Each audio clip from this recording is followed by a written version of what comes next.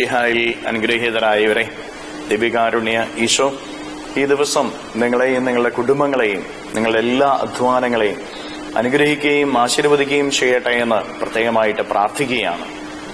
വിശുദ്ധ യോഹന്നാന്റെ സുവിശേഷത്തിന്റെ 12-ാമത്തെ അധ്യായത്തിന്റെ 26-ാമത് തിരുവചനത്തില് നമ്മൾ വായിച്ച് ധ്യാനിക്കുന്നത് ഈശോനാഥൻ ഇങ്ങനെ പഠിപ്പിക്കുന്നതാണ്: എന്നെ ശുശ്രൂഷിക്കാൻ ആഗ്രഹിക്കുന്നവൻ എന്നെ അനുഗമിക്കട്ടെ, അപ്പോൾ ഞാനായിരിക്കുന്നിടത്ത് എന്റെ ശുശ്രൂഷകനുമായിരിക്കും. എന്നെ ശുശ്രൂഷിക്കുന്നവനെ പിതാവ് ബഹുമാനിക്കുന്നു. ഈശോയെ ശുശ്രൂഷിക്കേണ്ട ദിവസങ്ങളിലൂടെയാണ് നമ്മൾ കടന്നു പോകുന്നത്. ഈശോയുടെ പീഡാസഹന മരണ ഉത്ഥാന രഹസ്യങ്ങൾക്ക് സാക്ഷികളാകുന്നതിന് വേണ്ടി കുറേ ദിവസങ്ങളായിട്ട് നമ്മൾ നോമ്പെടുത്ത് പ്രാർത്ഥിച്ചുകൊണ്ടിരിക്കുകയാണ്. ഈശോയെ ശുശ്രൂഷിക്കേണ്ട ദിവസങ്ങൾ. എങ്ങനെയാ ഈശോയെ ശുശ്രൂഷിക്കേണ്ടത്? ഈശോയ്ക്ക് ഇഷ്ടപ്പെട്ട കാര്യങ്ങൾ ചെയ്യുക എന്നുള്ളതാണ്. പ്രിയപ്പെട്ടവരെ, നമ്മൾ ഒരാളെ ശുശ്രൂഷിക്കുക എന്ന് പറഞ്ഞു കഴിഞ്ഞാല് അവൻ ഇഷ്ടപ്പെട്ട കാര്യങ്ങൾ അവന് ചെയ്തു കൊടുക്കുക.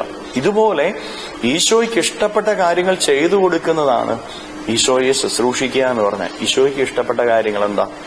നമ്മൾ ഓരോരുത്തരും ഈശോയെ സ്നേഹിക്കുന്നത് ഈശോയ്ക്ക് ഇഷ്ടമാണ്. നമ്മൾ ഓരോരുത്തരും ഈശോ നൽകിയിരിക്കുന്ന വചനങ്ങൾ സ്വീകരിച്ച് അതിനനുസരിച്ച് വിശുദ്ധിയിലും നന്മയിലും പ്രാർത്ഥനയിലും എളിമയിലും ജീവിക്കുന്നത് ഈശോയ്ക്ക് ഇഷ്ടമാണ്. മറ്റുള്ളവരെ സഹായിക്കുന്നത് ഈശോയ്ക്ക് ഇഷ്ടമാണ്. അധിക സമയവും പ്രാർത്ഥനയിലായിരിക്കുന്ന ഈശോയ്ക്ക് ഇഷ്ടമാണ്. പ്രിയപ്പെട്ടവരെ, ഇങ്ങനെ ഈശോയ്ക്ക് ഇഷ്ടപ്പെട്ട വിധത്തില് ഈ ദിവസം നമ്മൾ ആയിരിക്കുക എന്നുള്ളതാണ് ഈശോയെ ശുശ്രൂഷിക്കുക എന്നുള്ളത്. എന്റെ ജീവിതത്തെക്കുറിച്ച് ഈശോയുടെ ഇഷ്ടം എന്താ? അത് ഇന്ന് ഞാൻ തിരിച്ചറിഞ്ഞ് അത് പ്രവർത്തിക്കണം.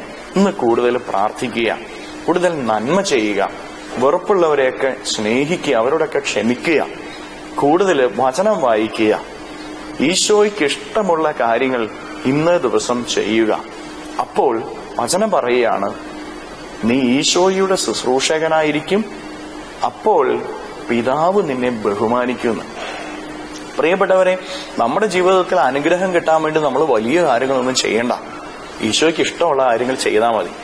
അപ്പോൾ പിതാവ് നമ്മളെ പ്രസാദിക്കും, പിതാവ് നമ്മളെ അനുഗ്രഹിക്കും. നിന്റെ കുടുംബത്തിൽ അനുഗ്രഹം വേണോ? നിന്റെ ജീവിതത്തിൽ അനുഗ്രഹം വേണോ? ജീവിതത്തിന് ഉയർച്ച വേണം?